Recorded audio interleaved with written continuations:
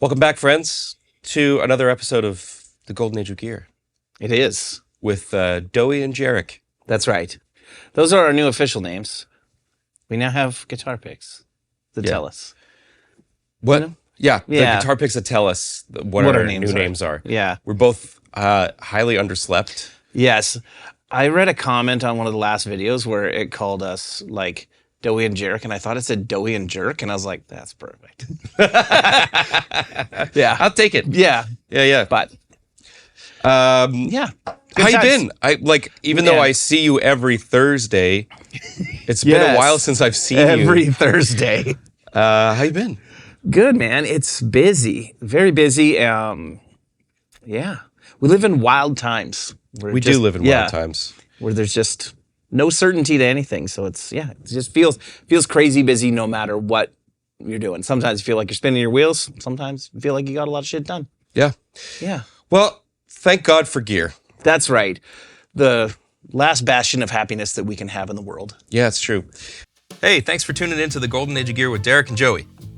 Yeah, if you guys could do us a huge favor and hit that subscribe button, maybe ring the bell, it would help us out a lot.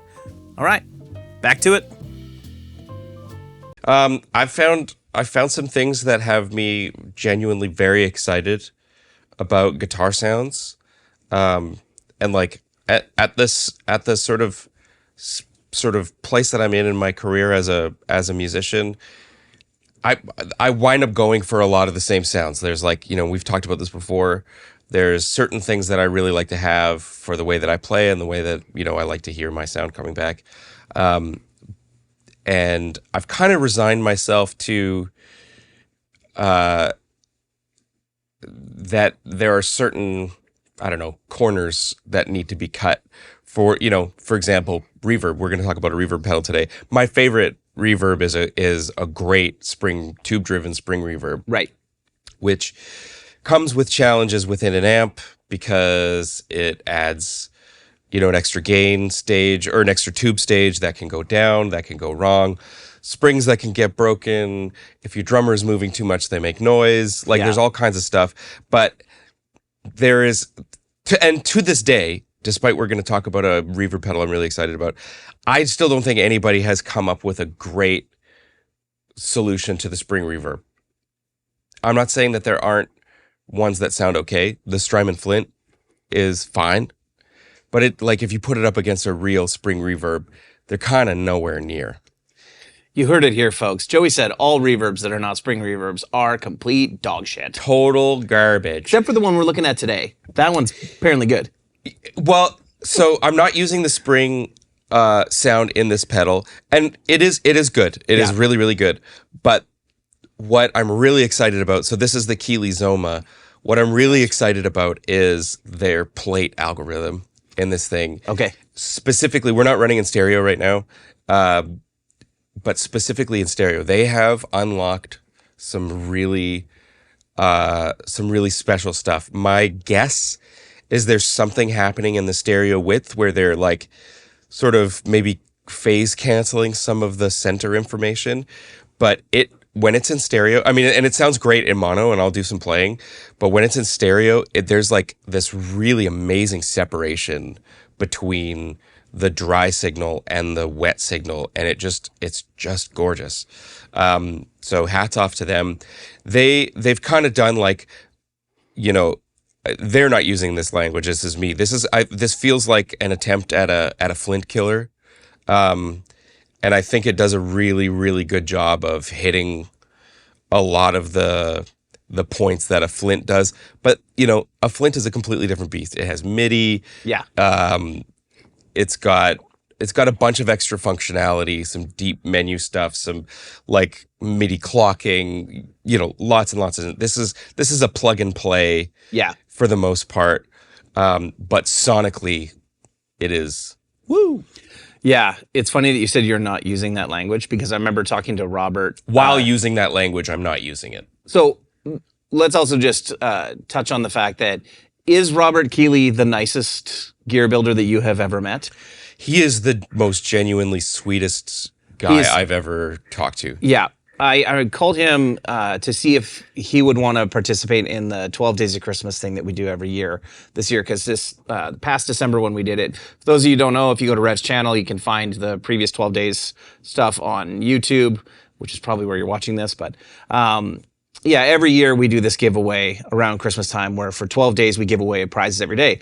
Well, this past year we decided, hey, why don't we call a bunch of our friends and see if they want to join us in this instead of it just being 12 days of Revv product. So we had like Stringjoy and Sully and Temple audio boards and Two Notes and Keeley and Schecter and Novo. Like we had Princess Auto. Yeah, exactly.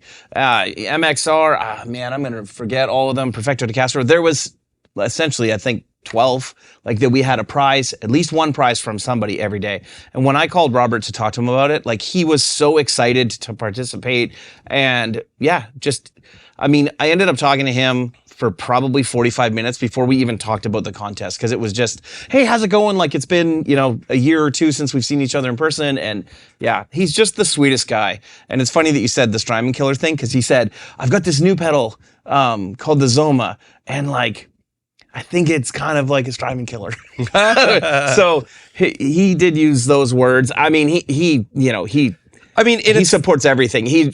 What he means is like, this thing is like, this is what this goes after. And to me, the way that the Zoma is built is for somebody like me, where I never use the MIDI function of stuff.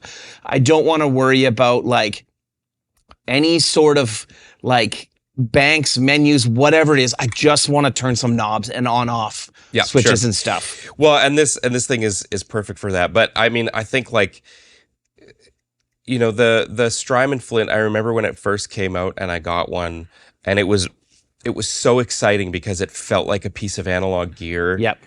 At a time when there wasn't really a lot of that available. Yep. The trem sounded really legit. The reverb sounded really, really, really legit.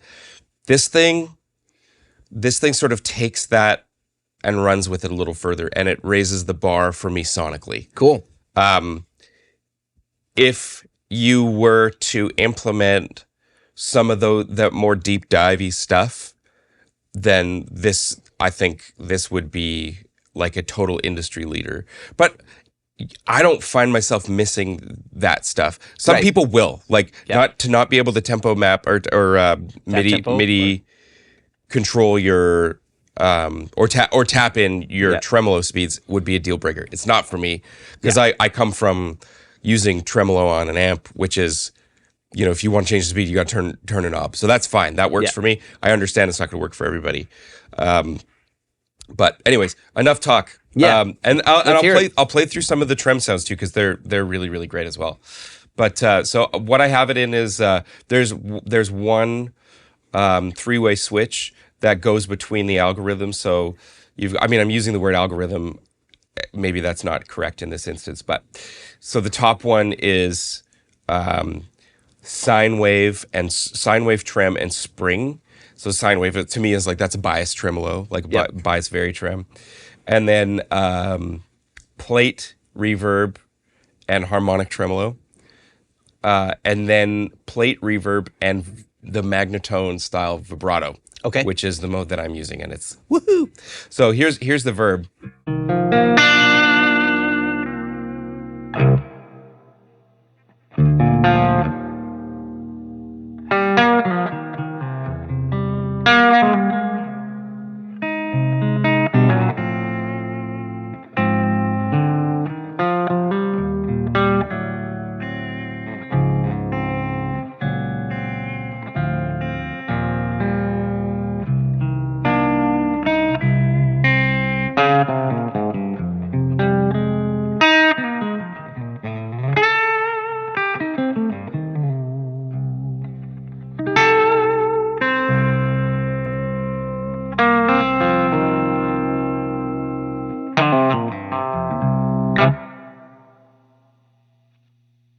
pretty wicked. Yeah, it sounds so natural to me. Yeah. Where a lot of the times reverbs, like digital reverbs, you know, like you said, like you'll use stuff because necessity dictates that you have that instead of bringing a big tube driven reverb with you. Yeah, I don't feel like there's any compromise from what I'm hearing. You know what I mean? No, I mean, ultimately for me, like especially with a spring reverb, there's more to it than just the sound of the reverb. Like, here's the spring sound.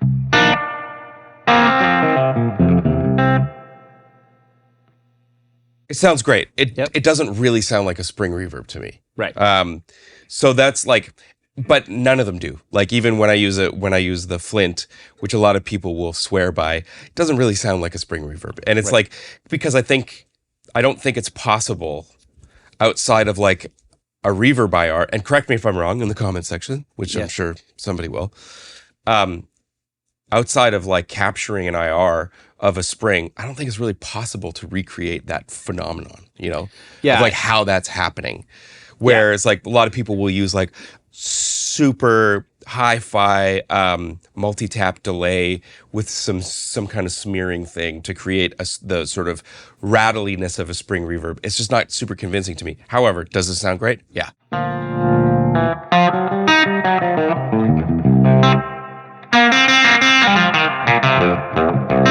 I also have it cranked pretty high. So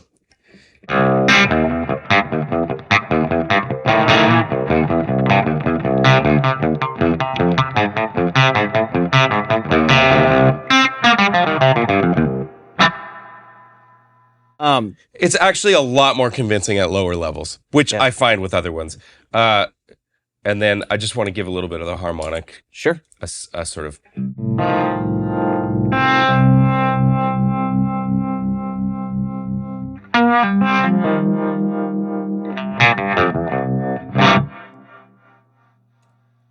It's pretty dang good. I'm always going to be really critical of harmonic tremolo just because I'm such a fan of like the brown face sound. Yeah. And I got really fixated on it, and I bought everything that I could afford to get. So I have, 3 brown face Fenders. I've got a few outboard brown face trem units. The Jam Pedals Harmonious Monk for me is especially the Mark II is the best harmonic tremolo on the market. But this is really, really good. Yeah. This is really good. And I do believe that it's digital, which a lot of the digital examples of harmonic tremolo feel cold to me. Right. And that's, and like a lot of people will kind of go, oh, well, it's, it's kind of like a phaser. It's a bit univibey, and they miss certain parts of the analog gushiness, which to me is what takes something from sounding more like a phaser than harmonic tremolo. Anyway, I get nerdy about this stuff, and it's such a simple pedal and such like classic effects, but for them to be convincing, they got to be right. Yeah. This thing is just I'm really excited about it. And then so I also picked up the Andy Timmons Halo. Oh, that pedal's so good. It's like crazy how good it is. Yeah. Keely builds such awesome gear. Like whether like the 4-knob compressor is the only, I don't use compressors. It's the only one I've ever used that I'm like, I would use this. I mean, there's a reason why these guys have been around as long as they have. And, Robert being as kind as he is a testament to why he's been in the industry for as long as he has. But he's also he's like at the top of his game still. Yeah. And like what I'm so excited about these pedals, I also grabbed this for fun, which sounds fantastic, but what I'm so excited about these just because they just sound so good. Yeah. It's like I've got a million different little delay pedals, analog delays, digital delays, whatever. But this, between these two pedals, like I can't turn them off. I'm so excited about them. But yeah, it's killer stuff. And I'll tell you guys a fun Rob Keeley story. I went to the first GitCon event in Germany. So this was 2017 or 2018. I can't remember. Henning Pauly hosted this event where he brought together a bunch of YouTubers and got a bunch of brands to sponsor it. And YouTubers would all get together and make videos together. I don't know if any of the videos from it were really that cool, but it was the first time a bunch of us got to hang out together, and it was the first time I met Rob in person. And I remember the first night we finished, like, they had like an orientation thing, and then the YouTubers try to figure out, okay, what's a cool video we can shoot together. They would go off and shoot videos, and us as brands would just stay in this big hall and like we spent most of the day just hanging out. And that's actually Rob Baker and I. That's probably where we became like best friends, like stepbrothers, best friends. Where, when he wasn't filming a video, he would come out and be like, "Do you want to go? Like, I heard like there's donairs that are awesome in the garage." Yeah. But that night, every night they would have like a jam session thing at this bar. This is all hosted at Warwick in Germany, which is an unbelievably impressive facility as well. They had this bar like on site with a stage and like kind of a mini venue. And when we walked in, the first thing that happened is Rob Keeley bought the entire bar drinks for the first night. And I was like, I've never met this guy. I don't know anything about him. And for those of you who don't know that much about the gear industry, that doesn't really happen. Like, brands would buy for artists or who their guests are, but the chance that a brand is going to pay for all of their competitors and everybody else that's there, that's slim to none normally. Yeah. And Rob was just the sweetest guy. And anytime I've ever spoken to him, he is always kind of like wanting to champion your brand. Like, he's super encouraging. Like, he'll call and just be like, I love what you're doing. I love, like, yeah, it's really refreshing in an industry that has a tendency to get way too competitive because, everybody's like, hey, we want to survive. We need you to spend your dollars with us. And Rob, I've never, ever gotten that vibe from him. Well, I think he, having the experience that he does, he probably understands that, like the survival of the industry at large requires the survival of the industry. Yeah. And like nobody wants monopoly because ultimately, like, as long as somebody's building the next newest coolest thing, then that pushes everybody to go do the next thing. I want to play some of the Halo sounds. And shout out to Aaron Pierce also from Keely, who sort of helped set me up with some ideas for these things. But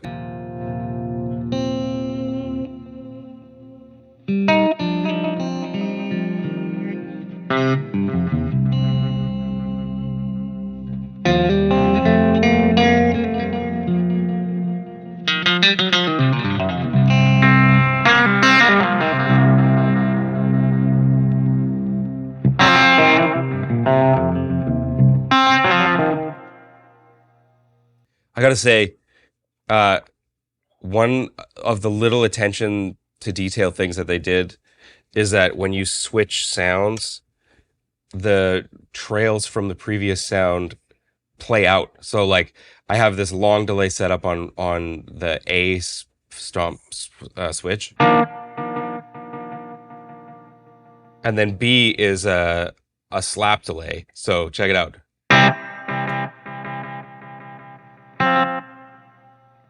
So like, I don't know if you can hear that. Yeah. But while the long is playing out, that is so that's so fucking cool. Yeah. Then it overlaps like that. Yeah, but I can start playing on the short delay sound right away. You can still hear the long delay trailing out. Like, those little things are really that's the thing that's going to keep something on my pedal board. Because it's like I'm not thinking about when should I switch my sound, because I don't want, like, I love analog delays, and some of my favorite delays are the ones that Chase Bliss makes. And one of the things that I actually really like about their pedals is because it's analog. If you change a preset and it goes from, you hear the pedal ramp up to the new setting. So like if you're on a short sound or a long sound, you go to a short sound, it'll go like bop. Yeah, which is kind of cool. Yep. not so cool when you don't want it to do that. Yeah. So like that's the kind of thing, and the Strymon El Capistan does that, which on the Mark II does that, which I think is really really cool. But they have crammed also, just like to blow more smoke. They have crammed so much into this pedal, and it's tiny. Yeah. And like, you know, this external foot switch, you don't really need it, but I just have it so that I don't have to step over stuff. Yep. But it's super simple. Like you could just buy a little enclosure and a couple momentary switches and a TRS jack and build one. And a drill press and or you could buy the Halo and a soldering iron. Yeah. Or you could buy the Halo one. Yeah, I was gonna say, you can spend $300 on stuff to build your own thing that costs. Who does that? Yeah. Who has a stack of parts to build their own Keeley remote switches at home? No one. Yeah, definitely not me. Didn't do that for sure. But yeah, I am it's just so impressed and so excited about these pedals. Makes me want to play the guitar, which is ultimately like, that's the thing that I struggle with the most. Not necessarily as an artist, but as a guitar player. It's like I struggle with the drive to sit down and pick up my instrument, and so a lot of times I do depend on external influences to kind of get me sort of to the table. And this little pedal board, it's actually pretty big for some, small for me, has got me wanting to play the guitar. Yeah, well, that's what I find is the most exciting thing about, you know, gear acquiring / collecting, whatever you want to call it, is that what I look for, and that's why I'm always, you know, kind of obsessed with how does something feel, because if it feels right, typically that's what leads to inspiration, right? Yeah. And if I have to fight whatever it is, or if it feels, you know, stiff or sterile or cold, whatever term you want to use for it, that doesn't inspire me to sit and want to play. All of a sudden my mind will start wandering to all the other shit I need to do. And I'm like, I don't want to sit here and play it. Yeah. Where if it just, you know, if it feels right and it sounds cool, you'll get lost in playing it. And that's always for me the mark of like a really great piece of gear is normally when I get stuff now, I honestly have like 5 to 15 minutes that I'll sit down with something and be like, hey, I'm going to mess with this a little bit. And normally it's because, you know, I bought something because I thought it was super cool, or somebody sent me something that a friend of ours that builds something is like, hey, check this out. And I'll be like, okay, oh shit, I forgot to get back to them. Let me sit down and check this out. And the mark of what makes a great piece of gear for me is that if I sit down and then I look at my phone, I'm like, shit, I've been here for an hour. Like I had 15 minutes to do this. That's what kind of hooks me on anything. Yeah. So if that's, you know, if the Halo and the Zoma have done that for you, I mean, there's nothing better. Like seriously, and it has. It's been really fun. Cool. So. Well, why don't you play us out, because I very much enjoy what you were playing. Okay. Let's give a little warbly wiggly vibes here. Perfect. Oh, and go to Keely's website and check out their stuff. Yeah. Rob builds awesome shit. I would like to know in the comments, because I forgot to ask anybody if you made it this far in the video. He did the Beach Boy pedals with Sweetwater, and they look eerily similar. The enclosures are the same, which also props to Keely. Revv has always done our own enclosure. We didn't use like the Hammond box like a lot of people have used. Yeah. Keely redesigned his entire pedal line with this new style of enclosure. Like the Halo is still the old style, but the Zoma, the Rotary, a bunch of his new like, I don't even know what they're called. I have a couple of them, but he's got new ones with his own custom knobs in that. I love seeing shit like that. But anyway, check out Keely. Check him out. Yeah. Okay.